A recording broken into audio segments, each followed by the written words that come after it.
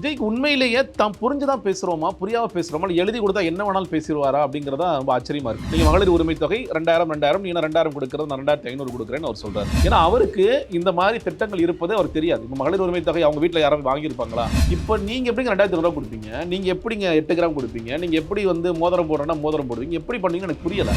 இதுல ஏதாவது சரி இதுக்கு இல்ல கடன் வாங்காம பண்ணிடுவீங்களா? விஜய்க்கு அந்த புரிதலும் இல்லை.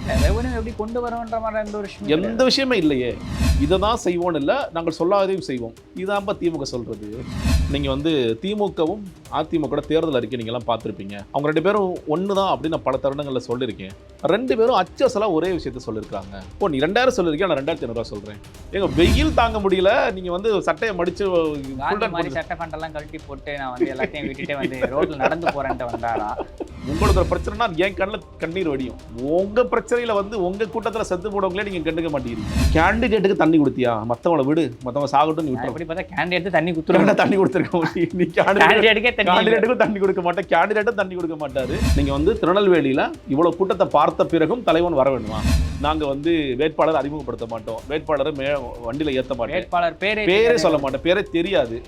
4 நாளைக்கு முன்னாடி ஒரு புக்கை நாங்கள் ப்ரெசென்ட் பண்ணுறோம். என்ன இன்னைக்கு ஒரு நாள் ரெஸ்ட் எடுத்துக்கலாம்னு இருக்கா பண்ணுறாரோ என்னவோ தெரியல. இப்போ இன்னைக்கு தான் தேர்தலுக்கு ரிலீஸ் பண்ணுறோம்ல, இப்போ இன்னைக்கு ரெஸ்ட் கொடுக்குறீங்களா சார்? 4 நாள் தான் சார் இருக்குது உங்களுக்கு தேர்தலுக்கு, 4 நாள் தான் இருக்குது. எவ்வளோ கேண்டிடேட்ஸ் கதறான் தெரியுமா? இன்னைக்கு ஒரு வேட்பாளர் தன்னோட, நான் யாரும் பேர் சொல்ல விரும்பல, தன்னோட மனைவியோட நகை 20 லட்சம் ரூபாய்க்கு அடகு வச்சு ஒருத்தர் நிற்கிறான். ப்ளஸ் வந்து உடனடியாக ஜனநாயகன் ஃபர்ஸ்ட் கையெழுத்து, முதல் கையெழுத்து ஜனநாயகன் ரிலீஸ் பண்ணி சொல்லுவாங்க. இன்னொன்று இப்போ ஜனநாயகன் லீக் காப்பியை பார்த்தவங்க என்ன சொல்கிறாங்க? இஸ்லாமியர்களை அவர் புண்படுத்தியிருக்காரு, இஸ்லாமியர்களை வந்து மறுபடியும் தீவிரவாதிகளாக சித்தரிச்சிருக்காரு. ஒட்டுமொத்தமாக இஸ்லாமியர்களை யோசிக்கக்கூடியவர்கள் விஜய்க்கு எப்படி வாக்களிப்பார்? ஆனா இன்னைக்கு திருமாவளவர்கள் தொடர்ச்சியா களத்துல பேசிட்டு இருக்கிறதெல்லாம் இந்த கூட்டணிக்கே வந்து ஒரு பங்கம் விளைக்கிற மாதிரி ஆயிடும். இன்னைக்கு போய் என்ன பேசிட்டு இருக்காரு? அதிமுகவும் நாங்களும் ஒன்னா சேர்ந்திருந்தா பாஜக வந்திருக்காதுன்னு சொல்றது. இது எதுக்கு திரும்ப என்ன மெசேஜ் கன்வே பண்ண விரும்புறாரு எனக்கு தெரியல. 8 சீட் 6 சீட் வச்சுட்டு என்னங்க பண்றது? நான் அதை வளரணும்னு நினைக்கிறேன். காரைக்குடியில் அண்ணன் நிற்கிறதுனால அண்ணன் மேல இருக்க பாசத்தினால வந்து பிரச்சாரம் பண்ணாம விஜய் போயிட்டாரு. சீமான் அவர்கள் பேசுறாரு. விஜய் பேசியிருந்தாருன்னா சீமானுக்கு பயங்கரமான பதிலடி கொடுத்திருப்பார்.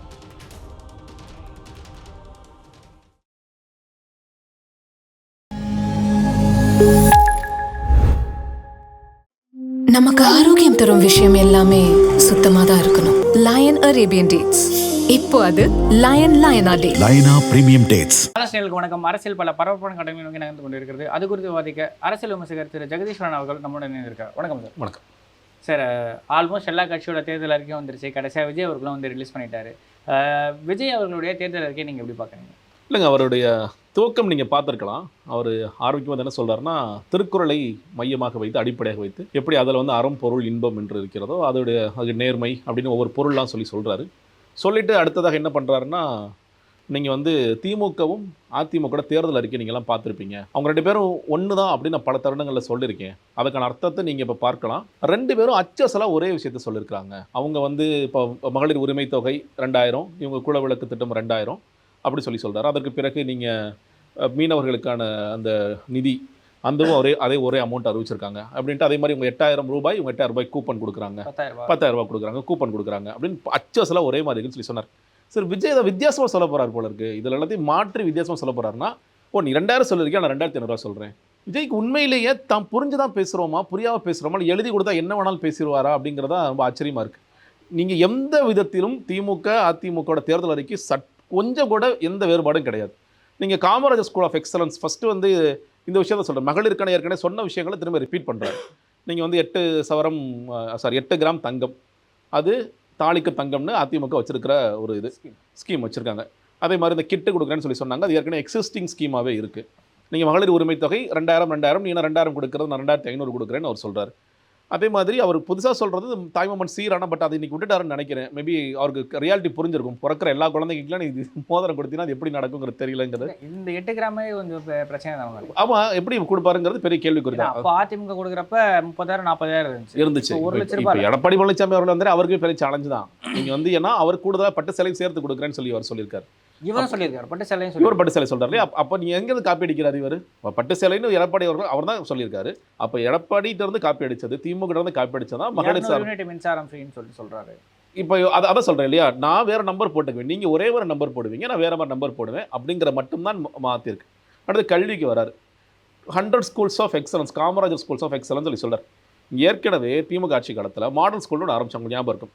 நாங்கள் போய் அரவிந்த் கெஜ்ரிவால் என்ன பண்ணுறேன்னு டெல்லியில் போய் படிச்சுட்டு வரோம் அப்படின்னு சொல்லி சொன்னாங்க. அவர் இங்கே வந்தார். அதை பார்த்துட்டு ஒவ்வொரு மாவட்டத்திலையும் மாடல் ஸ்கூலோட ஆரம்பித்து அதை ஏற்கனவே பண்ணிட்டு இருக்காங்க அப்படிங்கிறது தெரியும். திறன் மேம்பாட்டு வகுப்புகள், அதுவும் நம்ம கேள்விப்பட்ட விஷயங்கள் தான். ஸ்கில் இந்தியாங்கிறது, அது ஸ்கில் இந்தியா, இவங்க வேற மாதிரி, இவங்க வந்து நான் முதல்வன் திட்டம், எல்லாமே சொல்றீங்க. இவர் வந்து ஏதாவது ஒன்று விஜய் வித்தியாசமாக இல்லை புதுசாக சொல்கிறாருன்னு கேட்டிங்கன்னா எதுவுமே புதுசாக இல்லை. அவருக்கு எல்லாமே புதுசாக இருக்கும். ஏன்னா அவருக்கு இந்த மாதிரி திட்டங்கள் இருப்பதே அவருக்கு தெரியாது. இப்போ மகளிர் உரிமை தொகை அவங்க வீட்டில் யாராவது வாங்கியிருப்பாங்களா? இல்லை வந்து தாலிக்கு தங்கம்லாம் அவங்க வாங்க வேண்டிய அவசியம் இல்லை. அப்போது இந்த மக்களுக்கு ஏற்கனவே இருக்கின்ற பார்ட்டிஸ் என்ன கொடுத்துருக்காங்க, என்ன ப்ரப்போஸ் பண்ணியிருக்காங்க அப்படின்னு இன்னொன்று ஒரு வார்த்தை சொல்லுவார் பாருங்க. நாங்கள் வந்து இதை தான் செய்வோம்னு இல்லை, நாங்கள் சொல்லாதையும் செய்வோம். இதான்பா திமுக சொல்கிறது. சொன்னதையும் செய்வோம், சொல்லாதையும் செய்வோம். அவங்க சொல்கிறாங்கல்ல, நாங்கள் வந்து செய்யக்கூடாததையும் செய்வோம். அதான் சொல்கிறேன். அவங்க சொல்கிறாங்கல்ல, நாங்கள் வந்து முதலில் மகளிருக்கு உரிமை தொகை மட்டும்தான் பிளான் பண்ணோம். இப்போ மகளிர் காலேஜ் கோயிங் கேர்ள்ஸுக்கு 1000 ரூபாய் புதுமை பெண் திட்டம், தமிழ் புதல்வன் திட்டம், இதான் நாங்கள் சொல்லாதும் செய்கின்ற விஷயங்கள் சொல்லி சொல்கிறாங்க. விஜய் கிட்டத்தட்ட வந்து திராவிட கட்சிகள் என்ன சொல்கிறாங்களோ அதை வந்து அப்படியே ரிப்பீட் பண்ணுறாரு அப்படிங்கிறத பார்க்கின்றேன். ஓவராலாகவே அவருக்கு வந்து பெரிய மாற்றம்லாம் எதுலையுமே இல்லை. நீ மீன்பிடி தடை காலம் இவங்க ஒரு அமௌண்ட் சொல்லியிருந்தாங்கன்னா இவர் ஒரு அமௌண்ட் சொல்கிறார். இது என்னன்னா விஜய் இதெல்லாம் சாத்தியப்படுத்த முடிந்த ஒன்றை மட்டும்தான் நான் சொல்லுகிறேன்னு சொல்லி சொல்றேன். இவங்க 12,000 ரூபாய் நம்பர் சொன்னாங்க, இவர் 20,000 ரூபாய்க்கு மேலே ஒரு நம்பர் சொல்லுங்க. இல்லை, அதான் சொல்கிறீங்க. நீங்கள் 12,000 20,000 சொல்லி சொல்கிறார்ல, இவர் என்ன சொல்கிறாரு? இவர் என்ன கேள்வி எழுப்புறாரு? 12,000 கொடுத்தீங்கன்னா எப்படி செய்வீங்கன்னு சொல்லி கேள்வி எழுப்புறாரு. 2,000 உரிமை தொகை, இதே கட்சியில் பின்னாடி இப்போ உட்காந்துட்டு இருக்க அருண்ராஜ் என்ன சொன்னார்? 1000 ரூபா 2,000 கொடுத்து உங்களை ஏமாத்துறாங்கன்னு சொல்லி சொன்னார். இப்போ நீங்கள் எப்படிங்க 2,000 ரூபா கொடுப்பீங்க? நீங்கள் எப்படிங்க 8 கிராம் கொடுப்பீங்க? நீங்கள் எப்படி வந்து மோதிரம் போடுறேன்னா மோதிரம் போடுவீங்க? எப்படி பண்ணீங்கன்னு எனக்கு புரியலை. அப்போது இதில் ஏதாவது சரி, இதுக்கு இல்லை கடன் வாங்காமல் பண்ணிடுவீங்களா? விஜய்க்கு அந்த புரிதலும் இல்லை. ரெவன்யூ எப்படி கொண்டு வரன்ற மாதிரி எந்த விஷயமே இல்லையே. அவர் ஏதோ வந்து கஜானால போய் இருக்கும், எல்லாம் அள்ளி கொடுக்கலாம் போல இருக்கு, மன்னராட்சி முறை நினச்சிட்டு இருக்காருன்னு நினைக்கிறேன். அவருக்கு எந்த புரிதலும் இல்லாமல் சரி நம்ம எல்லாரும் சொல்கிறாங்க நம்மளும் சேர்த்து விட சொல்லிடலாம் அப்படிங்கிற அளவில் மட்டும் தான் புரிஞ்சுட்டு இருக்காரு விஜய்க்கு. இன்னுமே இந்த இன்னொன்று, இப்போது நீங்கள் எல்லா கட்சியிலும் தேர்தல் அறிக்கையை இந்த தேர்தல் துவங்குவதற்கு முன்னாடியே இன்னும் சொல்ல போனால் வேட்பாளர் களத்துக்கு போகிறதுக்கு முன்னாடி கொடுக்குறாங்க. ஏன்? நீங்கள் ஒவ்வொரு நோட்டீஸும் வாங்கி பார்த்துருப்பீங்க. எல்லா கட்சிக்காரர்களும் நாங்கள் என்ன தேர்தல் அறிக்கையில் சொல்கிறோமோ அதை நோட்டீஸில் கொண்டு வந்து ஒரு பக்கம் வந்து எங்களோட சாதனைகள், நாங்கள் நோட்டீஸில் என்ன செய்ய போகிறோம், இது வரைக்கும் என்ன செஞ்சோம், வேட்பாளர் யார், எங்களோட கட்சி தலைவர் யார், எந்த சின்னத்தில் வாக்களிக்கணும், தேர்தல் இப்படி தான் இருக்கும். நான் தாவே கூட நோட்டீஸ் வாங்கி பார்த்தேன். அவங்க என்ன இந்த பக்கம் தேர்தல் அறிக்கைங்கிறது சொல்லலை, மகளிருக்கான திட்டங்கள் முன்னாடி அறிவிச்சாங்க இல்லையா, அதை மட்டும் போட்டு நோட்டீஸ் கொடுத்துட்ருக்காங்க. அப்போ இதை கொண்டு எப்போ போய் கொண்டு போய் சேர்ப்பாங்க? இன்னைக்கு விஜய் நீங்கள் அப்போ எதுக்கு தேர்தல் அறிக்கை கொடுக்குறீங்கன்னு நான் கேட்குறேன். உங்கள் தலைவரோட மூஞ்ச அதான் சொல்கிறேன். நீங்கள் சொல்லிட்டீங்க எங்கள் தலைவரோட முகம் தான் பிராண்டு, நாங்கள் வந்து வேட்பாளர் அறிமுகப்படுத்த மாட்டோம், வேட்பாளரை வண்டியில் ஏற்ற மாட்டோம், வேட்பாளர் பேரே சொல்ல மாட்டேன், பேரே தெரியாது, எல்லாரும் காலைல குளிச்சு கிளம்பி போய் பூத்தில் நின்று மிஸ்ஸில் பார்த்து ஒரு ஓங்கி குத்திட்டு வந்துருங்க, எல்லாரும் களத்தில் இறங்கி வேலை பாருங்க அப்படின்னு சொல்லிட்டு ஒரு அறிக்கைலாம் கொடுத்துருந்தாரு. இல்லைங்க, அதில் நீங்கள் பாருங்களேன், அவர் என்ன செய்கிறார்? இப்போ திரும்ப அண்ணே நான் வேலை செய்கிறேன், ஏற்கனவே நான் ரொம்ப நாள் வேலை செஞ்சுட்டு இருக்கேன், நீங்கள் என்னென்ன செய்கிறீங்கன்னு கேட்டால் என்ன பதில் சொல்லுவார் விஜய்? நீங்கள் தொடர்ச்சியாக பார்க்குறவங்க, நீங்கள் அன்னையிலேருந்து இன்னைக்கு வரைக்கும் எல்லோருக்கும் ஒரு ரூட் பிளான் போட்டால் விஜய்க்கான கேன்சலேஷன் பிளான் ஓடிட்டு இருக்கு. அது யாரும் திட்டமிட்டெல்லாம் பண்ணல. விஜய் இங்கே இன்றைக்கி என்னப்பா எந்த இடத்துல கேன்சல் பண்ணியிருக்காரு? முதல்ல ஆரம்பித்தார், பெரம்பூரில் ஆரம்பித்தார், அதற்கு பிறகு வில்லிவாக்கம் தான் அன்றைக்கி கேன்சல் பண்ணார். அதற்கு பிறகு திருவள்ளூர் கலவர திட்டக்குடி கடலூர் கேன்சல் பண்ண 9ஆம் தேதி ஞாபகம் இருக்கும், 9 11 போஸ்ட்போன் பண்ணுறோன்னு சொல்லி சொன்னாங்க. இவர் 11ஆம் தேதி கேட்டதுனால உதயநிதி ஸ்டாலினுக்கு இல்லைங்க 10ஆம் தேதி உங்களுக்கு கொடுக்க முடியாதுங்க, விஜய் வராருன்னு சொல்லிட்டு அதை கேன்சல் பண்ணாங்க எலெக்ஷன் கமிஷன். 14ஆம் தேதி மறுபடியும் கேன்சல் பண்ணார். திருவள்ளூர் கலவரப்பேட்டையா அந்த ஊரில் கேன்சல் பண்ணார். 14ஆம் தேதி அறந்தாங்கியில் கேன்சல் பண்ணார். நீங்கள் வந்து தருமபுரியில் கேன்சல் பண்ணார். தொடர்ச்சியாக கேன்சல் பண்ணிட்டே இருக்கார். இப்போது எல்லா வேட்பாளர்களுக்கும் இவருக்கும் ஒரு வேறுபாடு இருக்குது, எல்லா கட்சிக்கும் இவருக்கும் ஒரு வேறுபாடு இருக்குன்னு நினைக்கிறேன். இப்போ நீங்கள் எல்லா கட்சியினரும் தங்களுடைய தலைவர்கள் எந்த தருணத்தில் எங்கே இருக்கிறாங்க அப்படிங்கிறத ஒரு 2 நாளைக்கு முன்னாடி, நான் ஸ்டாலின்லேருந்து ஆரம்பித்து சசிகலா வரைக்கும் சொல்கிறேன், சசிகலா அவர்களை தொடர்ச்சியாக பார்க்குறேன். நீங்கள் வந்து அவங்களோட சேனலில் இந்தந்த பாயிண்டில் சின்னமாக வந்து இங்கெல்லாம் புரட்சி தலைவி சின்னமாக இங்கெல்லாம் பண்ணிட்டு இருப்பாங்கன்னு ஒரு ஸ்கெடியூல் போடுறாங்க, ரூட் மேப் போடுறாங்க. அன்புமணி ராமதாஸ் எங்கே இருப்பார், தினகரன் எங்கே இருப்பார், எடப்பாடி பழனிசாமி எங்கே இருப்பார், சீமான் எங்கே இருப்பார், எல்லாருக்கும் தெரியும். இன்னும் பேப்பரில் காலையில் வந்து பார்த்தீங்கன்னா ஒரு சில பேப்பர்லாம் பார்த்தீங்கன்னா தலைவர்களின் இன்றைய நிலை தலைவர் வந்து பனையூர் இல்லை ஆப்சன்ஸ், நோ ஷோ அப்படி மாதிரி போட்டுட்ருக்காங்க. விஜய் கன்னியாகுமரி போகிறாருங்க, இல்லை வந்து திருநெல்வேலி போகிறாரு. உங்களுக்கு எப்போ தெரியும்? முதல் நாள் நைட்டு 11:30 மணிக்கு நீங்கள் கண்ணு முடிச்சு பார்க்கலாப்பா, ட்வீட் வருமா நீங்கள் பார்த்துட்டே இருக்கணும். அந்த நிலைமையில் கட்சி நடத்துகிறாங்க. ஆனாலும் கூட்டம் வருதுன்னு ஒரு விஷயம் இருக்குது. கூட்டம் வருதுங்க, கண்டிப்பாக வருதுங்க. நான் ஒரு சில இன்னும் சொல்லப்போனால் விஜய் ஏன் கேன்சல் பண்ணுறாருன்னு ஒரு கேள்விக்கும் நான் பதில் நினைச்சிட்டிங்கன்னா, திருநெல்வேலியில் நாங்கள் பார்த்த கூட்டம் தான் அது காரணம்னு சொல்லி சொல்கிறாங்க வெளிப்படையாக. நான் பேசினேன், ஏன்னா ஏங்க கேன்சல் பண்ணிட்டே இருக்காரு அவருக்கு? நீங்கள் வந்து திருநெல்வேலியில் இவ்வளோ கூட்டத்தை பார்த்த பிறகும் தலைவன் வர வேணுமா?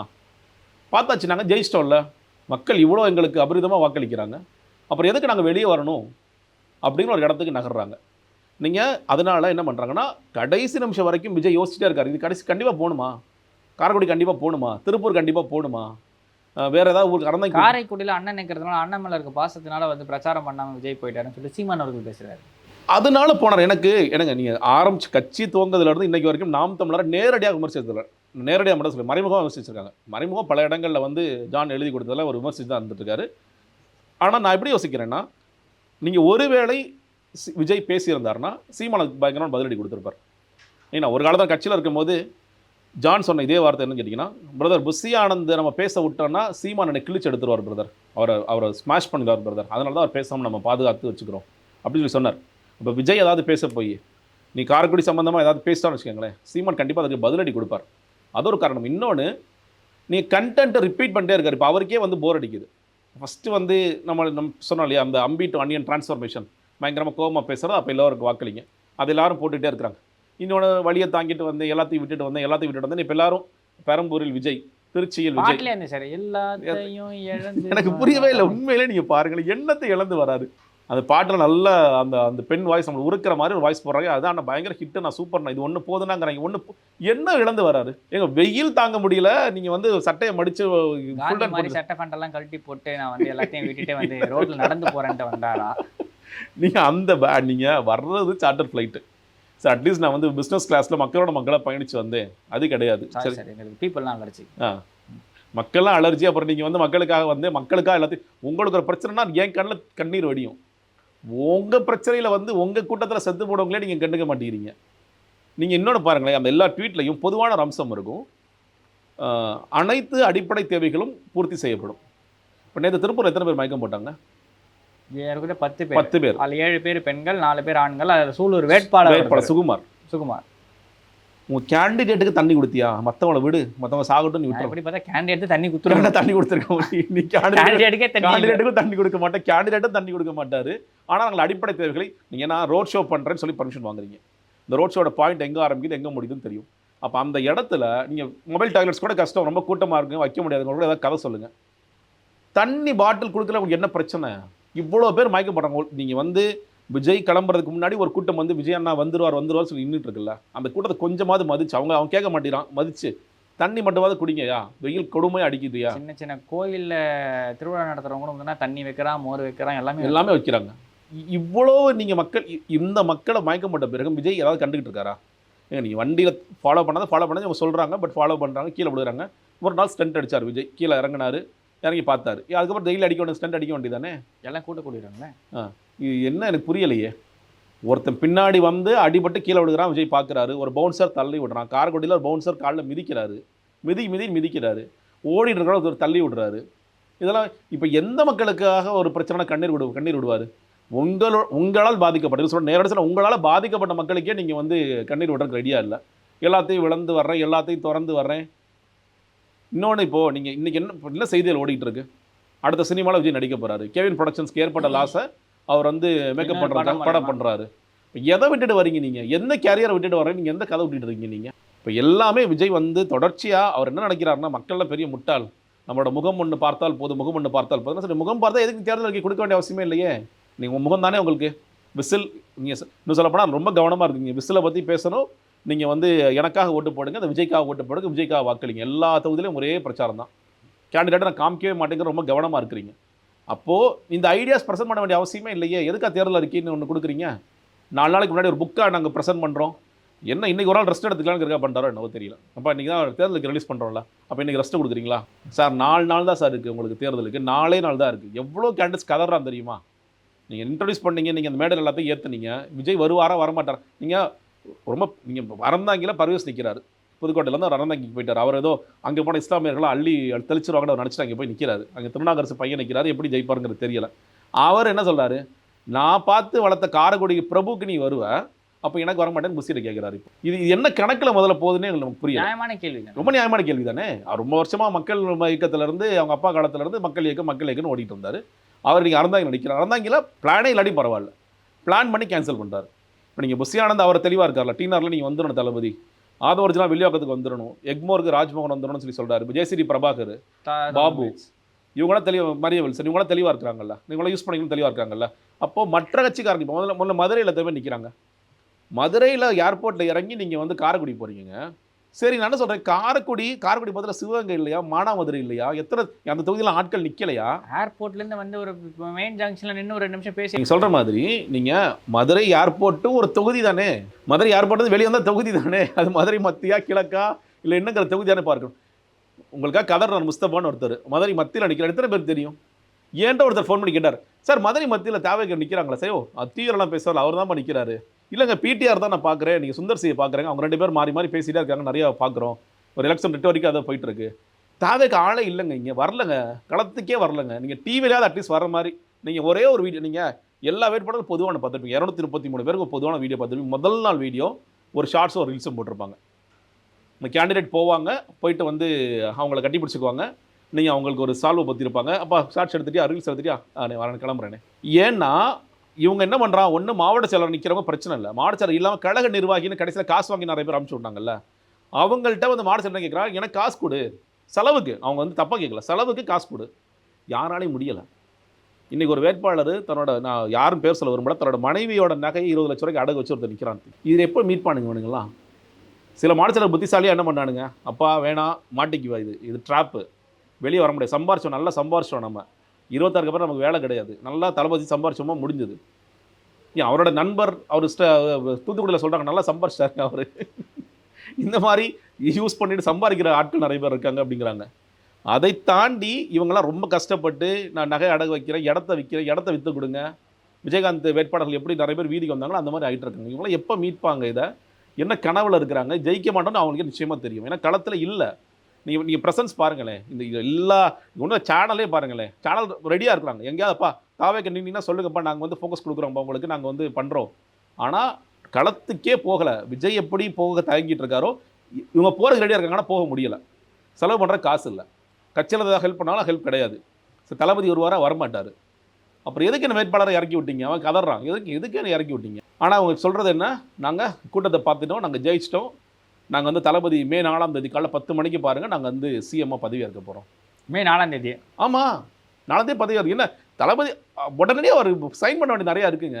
எவ்வளோ டாக்குமெண்ட்ஸ் ரெடியாக இருக்குது அவருக்காக, எக்கச்சக்க டாக்குமெண்ட்ஸ் ரெடியாக இருக்குது. ப்ளஸ் வந்து உடனடியாக ஜனநாயகன் ஃபஸ்ட்டு முதல் கையெழுத்து ஜனநாயகன் ரிலீஸ் பண்ணி விட சொல்லுவாங்க வைங்க. இது அந்த மாதிரி கூத்தடிச்சிட்டு இருக்காங்க. ஆனால் பேசுகிறதெல்லாம் வந்து வேற ஒரு இது. நான் அவர் களத்துக்கு இன்றைக்கி அவருக்கு இப்போ விஜய்க்கு என்ன கேட்டிங்கன்னா, எப்படா 21ஆம் தேதி வரும், இன்னொரு 4 நாள் 21ஆம் தேதி வந்துருச்சுன்னா அப்பா ரிலீஃப் ஆகிட்டோண்டா, இனிமேல் தேவையில்லாமல் நம்மளை போட்டு இழுக்க மாட்டாங்க அப்படிங்கிற மட்டும் தான் ஒரு மனசில் இருக்குது. பட் ஆனாலுமே வந்து களத்துலன்னு பார்க்குறப்ப திமுக அதிமுக கிட்டே ஒரு சின்ன ஒரு பயம்ன்றது இருக்குல்ல. இப்போ இவங்க யாரோட ஓட்டை பிரிப்பாங்க, விஜய் அவர்களால் யாருக்கு அந்த ஒரு மிகப்பெரிய சேதாரம் ஏற்பட போகுது அப்படின்ற விஷயங்கள், குறிப்பாக இளைஞர்கள் ஓட்டாகட்டும் சரி, மகளிர் ஓட்டாகட்டும் சரி, பட்டியலின சமூகத்தோட ஓட்டை பெருசாக பிரிக்கிறாருன்ற மாதிரி செய்திக்கு தான் பார்க்க முடியுது. இப்போ இவங்க எல்லாருக்கிட்டையுமே ஒரு செக்ஷனில் வந்து விஜய் மேலே ஒரு பயம் இருக்குல்ல? நிச்சயமாக இருக்குங்க. பட் ஆனால் நீங்கள் நிறைய சர்வேஸ் வருது, சில சர்வேஸ்லாம் 20% தாண்டிலாம் கொடுக்குறாங்க. நீங்கள் அந்த சர்வேஸ் ரிசல்ட்ஸ் பார்க்கும்போதே நீங்கள் ஏடிஎம்கே ஓட்ஸை நிறைய எடுக்கிறான்னு சொல்லி சொல்கிறாங்க. ஏடிஎம்கேக்கு போக வேண்டிய ஆன்டி இன்கம்பன்சி வாக்குகள் இல்லை. நீங்கள் வந்து இந்த ஆட்சியில் மாதிரி அதிருப்தி இருக்குது, அந்த அதிருப்தியை வந்து அதிமுக காமிக்காமல் நாங்கள் விஜய்க்கு போகிறோங்கிறது இல்லை. அதிமுகவிற்கு கோராக போக வேண்டிய வாக்குகள் நாங்கள் எம்ஜிஆரை பார்த்தோம், ஜெயலலிதா பார்த்தோம், நான் விஜய்க்கு போகிறோம், பெண்களாக இருக்கக்கூடியவர்கள் வாக்களிக்கிறாங்கன்னு சொல்லி சொல்கிறாங்க. திமுக வாக்களை எடுக்கிறார், நாம் தமிழர் வாக்களை எடுக்கிறார், எல்லா வாக்குகளையும் எடுக்கிறார். ஃபஸ்ட் டைம் மோட்டர்ஸ் நீங்கள் ஆனால் ஒட்டுமொத்தமாக எடுக்கிறாரா? ஃபஸ்ட் டைம் மோட்டர்ஸோட 100% வாக்குகள் எடுக்கிறாரா? இல்லை, 35% எடுப்பார், மேக்ஸிமம் 35% எடுப்பார். ஏன்னா எல்லா கட்சிகளும் பேர்ல 12 லட்சம் பேர்ல ஒரு 4 லட்சம் 5 லட்சம் அவ்வளோதான் எடுப்பார். அதை தான் எடுக்க முடியும். ஏன்னா எல்லா கட்சிகளும் இளைஞர்கள் இருக்கிறாங்க, எல்லா கட்சிகளும் ஃபர்ஸ்ட் டைம் ஓட்டர்ஸ் இருக்கிறாங்க. நாம் தமிழர்ல இருக்காங்க, திமுக இருக்கிறாங்க, அதிமுக மேபி கொஞ்சம் கம்பேரிட்டிவ்லி கம்மியாக இருக்கலாம். உங்க மண்டலத்தில் ஒரு சில இடங்கள்ல இந்த வாரிசு அரசியல் சார்ந்த விஷயங்கள் நிறைய பேர் வந்து அந்த இளைஞர்கள் வந்து இருக்காங்க. ஸோ நீங்கள் வந்து ஏதோ ஒட்டுமொத்தமாக நம்ம பார்க்கின்ற கூட்டம், இந்த மெயின் ஸ்ட்ரீம் மீடியா காட்டுகின்ற கூட்டம் வந்து ஒட்டுமொத்தமாக ஏதோ இளைஞர்கள் பின்னாடி இருக்கிறாங்க. இல்லை பெண்கள் நிறைய பேர் பேசுகிறாங்க, பெண்கள் அப்படியே ஒட்டுமொத்தமாக. நான் சொல்கிறேன், நீங்கள் இந்த விஜய்க்கு இது வரைக்கும் கூடிய கூட்டம் எல்லாம் வாக்களிக்கட்டும். அதாவது 18 வயதுக்கு மேலே யாருக்கெல்லாம் வாக்களிக்க உரிமை இருக்கிறதோ, வாக்களிக்கிற கார்டு இருக்கோ, அவங்கெல்லாம் வாக்களிக்கட்டும். அப்படி வந்தால் கூட நீங்கள் பெருசாக விஜய் டிஸ்டர்ப் பண்ணிடுவார். என்ன வரும், என்ன நடக்கும்னு கேட்டீங்கன்னா, ரிசல்ட்ஸ்க்கு அப்புறம் அதிமுக தோக்குறாங்களா, விஜய் தாங்க அதுக்கு காரணம், விஜய் தாங்க ஸ்பாயில் பண்ணிட்டாரு, திமுக தோக்குறாங்க, விஜய் தாங்க காரணம்னு சொல்லலாம். பட் ஆனால் கன்சிஸ்டண்ட்டாக இவர் வந்து ஒட்டுமொத்தமாக திமுக காலி பண்ணார், அதிமுக காலி பண்ணாருன்னு வராது. இல்லை, திருமாவர்கள் பேசுகிறார். என்ன பேசுகிறாருன்னு பார்த்தீங்கன்னா, இப்போ விஜய் அவர்கள் வந்ததுனால வந்து பார்த்தீங்கன்னா திமுகவுக்கு வர வேண்டிய ஒரு சில ஓட்டுகள் வந்து பார்த்திங்கன்னா அதிமுக கிட்ட போகுது, சாரி ஓட்டை பிரித்து விடுறாரு இவர். வர வேண்டிய ஓட்டை வந்து திமுகவுக்கு வர வேண்டிய ஓட்டை விஜய் பிரிக்கிறதுனால அதிமுக ஜெயிக்கிறதுக்கான வாய்ப்பு இருக்குது அப்படின்ற விஷயங்கள் வந்து திரும்ப பேசுகிறார். இல்லை, எனக்கு திரும்ப அவர்கள் பேசுகிறது ரொம்ப ஆச்சரியமாக இருக்குது. இன்னும் சொல்லப்போனால் அவர் இன்னைக்கு ரொம்ப ஒரு குழப்பமான மனநிலையில் திரும்ப இருக்காருன்றது எனக்கு தோணுது. என்னை பொறுத்து ரொம்ப தெளிந்த ஒரு அரசியல்வாதி. இந்த தேர்தல் ஆரம்பித்ததிலிருந்து அவர் வந்து இந்த வேட்பாளர் தேர்வு, இடங்கள் தேர்வு, தான் காட்டுமன்னார் கோயிலில் போட்டியிடுறேன்னு சொல்லி சொன்னது, அப்புறம் விட்ரா பண்ணது, இன்றைக்கி போய் என்ன பேசிகிட்டு இருக்காரு, அதிமுகவும் நாங்களும் ஒன்றா சேர்ந்துருந்தால் பாஜக வந்திருக்காதுன்னு சொல்லி சொல்கிறது. இது எதுக்கு திரும்ப என்ன மெசேஜ் கன்வே பண்ண விரும்புகிறாரு எனக்கு தெரியல. நான் ஒன்று கேள்விப்படுறேன்.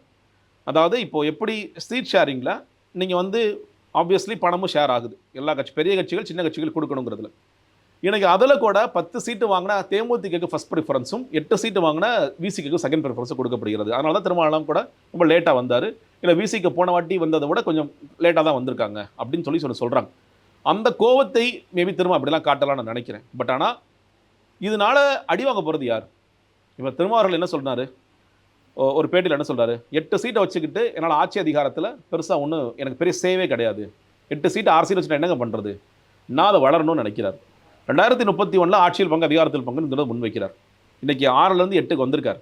அப்போ பெருமா வந்து அடுத்த தடவை திமுக சேலஞ்ச் பண்ணுற இடத்துலையோ அதிமுக சேலஞ்ச் பண்ணுற இடத்துலையோ வளரக்கூடிய விஷயங்களை பார்க்கணுன்னா இதுக்கு மேலே நீங்கள் 8 சீட்டு ஜெயிக்கணும், 8க்கு 8 அடிக்கணும். ஆனால் இன்றைக்கி திருமாவளவர்கள் தொடர்ச்சியாக களத்தில் பேசிகிட்டு இருக்கிறதெல்லாம் இந்த கூட்டணிக்கே வந்து ஒரு பங்கம் விளைக்கிற மாதிரி ஆகிடும். நான் அதிமுக போயிருந்தால் நான் இன்னும் நல்லா இருந்திருப்பேன், இல்லை அதிமுக போயிருந்தால் வந்து பாஜக வந்திருக்காது. நீங்கள் பேச வேண்டியது இது. இன்னொன்று தலித் ஓட்டுகளை இந்த விஜய் பிரிக்கிறாரு அப்படிங்கிறது. இன்னொன்று அவர் முதல் பேட்டியில் என்ன சொல்கிறாரு, 2026 அப்புறம் அரசியல் சூழ்நிலைகள் மாறும். என்ன மாறும், என்ன சொல்ல வராரு? அப்புறம் இல்லை நான் தப்பாக புரிஞ்சுக்கிட்டீங்க, நான் வந்து தொங்கு சட்டமன்றம்லாம் வராது, அப்படி நான் சொல்ல வரல, நாங்கள் கம்ஃபர்டபுளாக வின் பண்ணுவோம்னு சொல்கிறார். ஏன் இத்தனை குழப்பம் அப்படிங்கிறது பெரிய கேள்வியாக இருக்கின்றது. திருமாவளவன் இந்த மாதிரியான சொல்வதன் மூலியமாக இது இந்தியா கூட்டணி இல்லை திமுக கூட்டணிக்குள்ளே தான் சலசலப்பை உண்டாக்குமே தவிர வேறு எந்த பெரிய எதுவும் பண்ணாது. ஆனால் அவர் சொல்கிற மாதிரி விஜய் இந்த வாக்குகளை தான் பிரிக்கிறாரா அப்படிங்கிறத சொல்லலை. நான் சொல்கிறேன், திமுக வாக்குலையும் எடுக்கிறார், அதிமுக வாக்குலையும் எடுக்கிறார், எதை லார்ஜ் சங்கில் எடுக்கிறார் அப்படிங்கிறது ஒன்று.